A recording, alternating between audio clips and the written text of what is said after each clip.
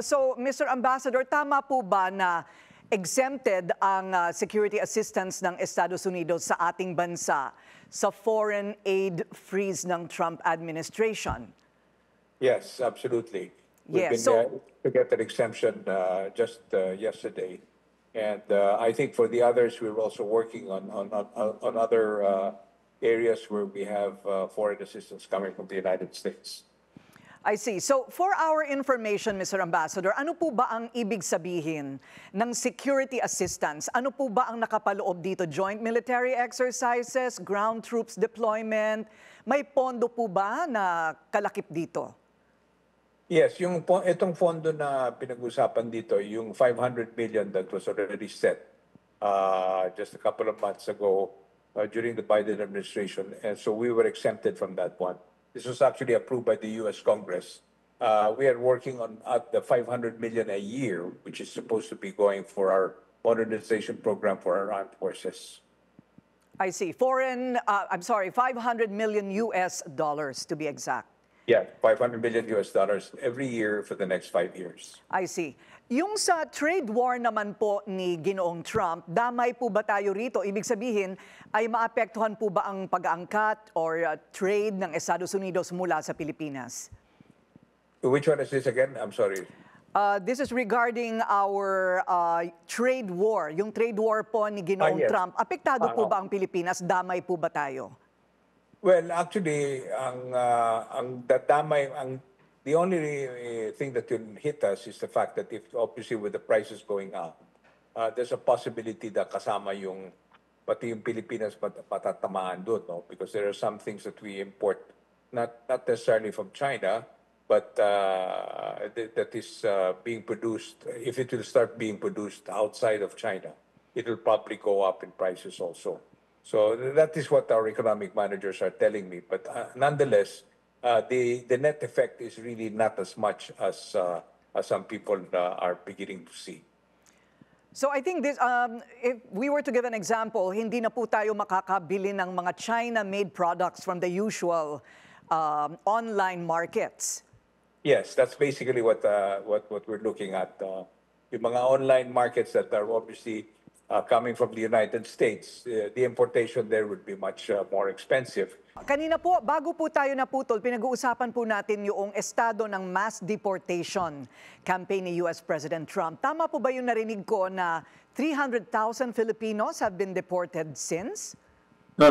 300,000 is the report that we have that is listed as undocumented Filipinos in the United States. Okay. So, meaning we expect 300,000 to be deported?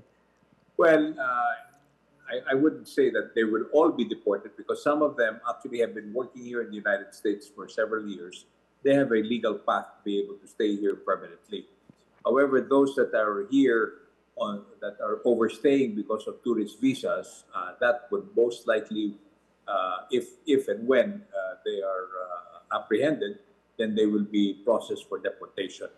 So wala pong chance, Mr. Ambassador, na magkaroon ng halimbawa fast lane para po maiayos ang mga papeles habang sila po ay nasa Amerika? Well, no. Ang advice na binibigyan namin sa kanila, kailangan they should get advice from a immigration lawyer that can see whether they can have a legal path to stay in the United States. Dahil kung wala silang a chance to have a legal status here in the United States, mahihirapan sila. At saka mas mahirap pag na-deport ka kasi hindi ka na makakabalik.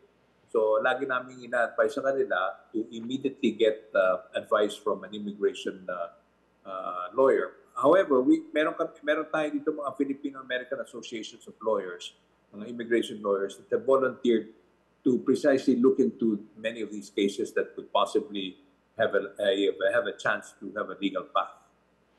How many so far have been deported po?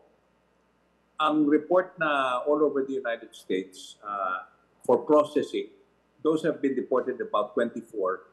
For processing is another 60.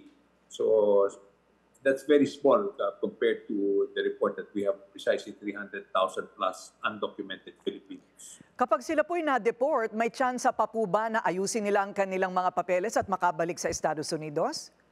yan ang sinasabi ko, pag na-process ka na at saka deported, you're already stamped as deported or removal from the United States, the chances of you coming back is almost less than 1%.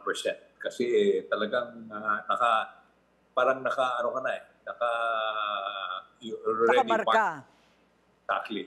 Ayun. Kaya sabi ko, kung meron silang, it's better for them to leave voluntarily para meron silang pag-asa to actually file for some kind of status in the future.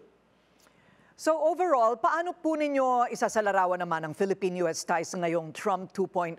At may plano po ba na magkaroon ng meeting between President Trump and President BBM? Yes, we've already expressed, or President Marcos has expressed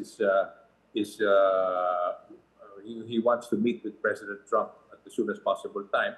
The White House is well aware of this. In fact, naghahanap na lang tayo ng time kung kailan pwede pumunta si President Marcos sa Washington, D.C. As you know, of course, President Trump has a lot of things in his plate right now, especially when it comes to the Ukraine situation. So, pero definitely it will happen within this.